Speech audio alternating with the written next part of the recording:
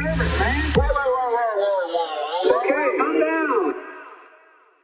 Something that is related to all that we're talking about, the dehumanization of Palestinians, the media bias. And this is why I thought the Amsterdam story was so important, because whenever you can find cases of media bias, it's really important to point them out, because people won't realize media bias. It's very hard to realize, because you have to compare what actually happened to what you're seeing on your screens. And if so, it's hard for people to know what's being misrepresented. Yeah. But one of the things that I think I mention almost like every show, or very frequently, because it's just so galling, is the total double standard in the coverage of rape. And we have Dana Bash, Jake Tapper, Kamala Harris, Sheryl Sandberg, Hillary Clinton talking about this Hamas mass rape hoax. I'll call it a hoax. They Well, talk it is. Yeah, it's a hoax. I always say that in case I don't want to get other people in trouble when they appear with me. But okay, it is a hoax. So you'll say that too. They talk about the rape that there's no evidence of, and they talk about it as if it's real.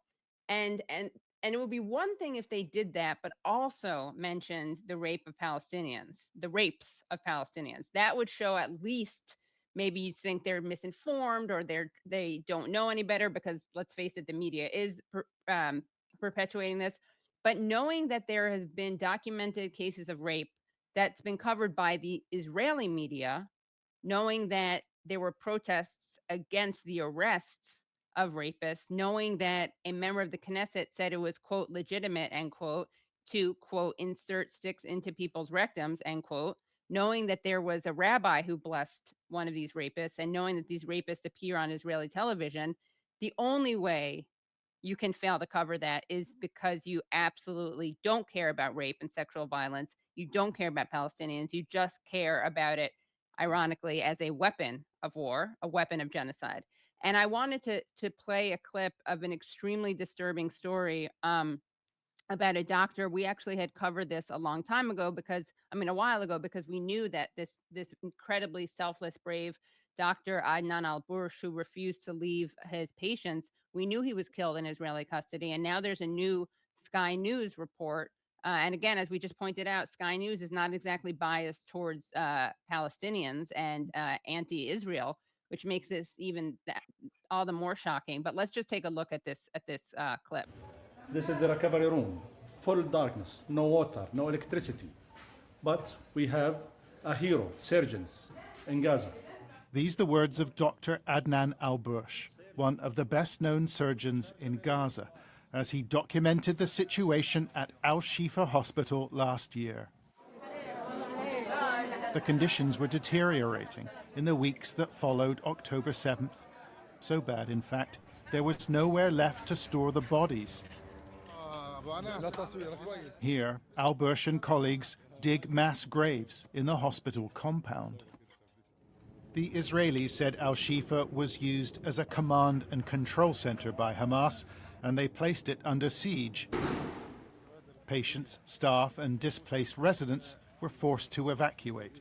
But al-Bursh took a different path. The beginning of his story in Israeli detention.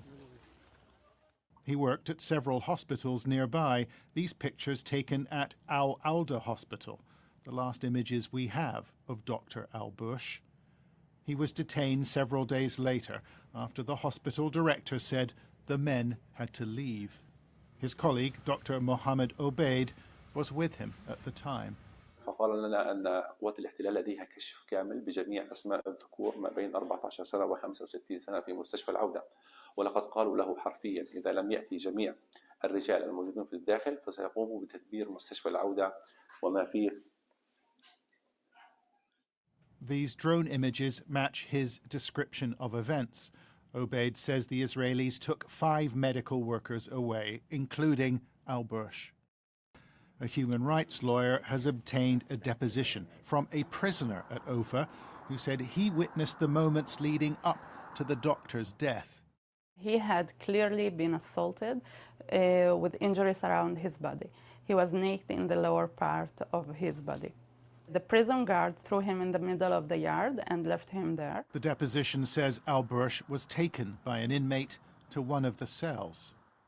A few minutes later, prisoners were heard screaming from the room they went into, declaring Dr. Adnan al-Bursh have been martyred. Yet we have absolute silence on this from Dana Bash and nonstop discussion of Palestinian violence against Israelis. You know, just going back to Amsterdam, I think it was Philip Proudfoot on Twitter who said it's the first time that world leaders have expressed thoughts and prayers in solidarity with football hooligans. Oh, yeah.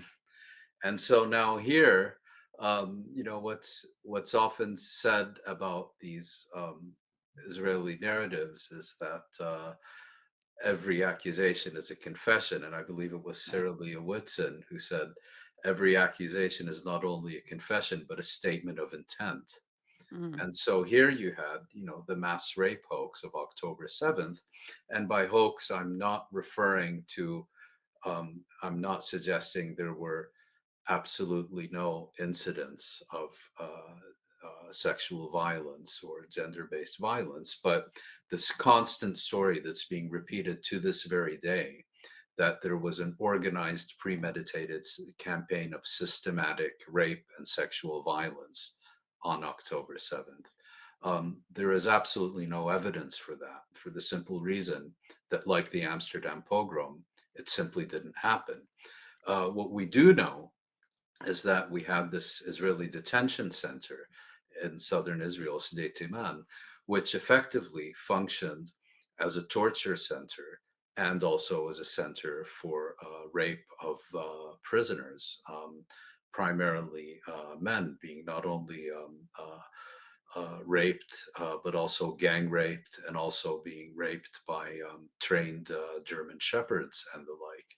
And in the case of Dr. Adnan al-Bursh, he was arrested in November or December, I believe. He was I think, head of the pediatric department at Al-Shifa Hospital, you know, the famous Hamas Pentagon that wasn't, and had moved to different hospitals and ultimately was in Al-Auda Hospital in the northern Gaza Strip, where, as the clip you just showed, the Israelis threatened that if all men between the ages of, what was it, 18 and 65 or 16 and 65 didn't immediately surrender, the entire hospital, including everyone within it, patients and all, would be bombed to smithereens.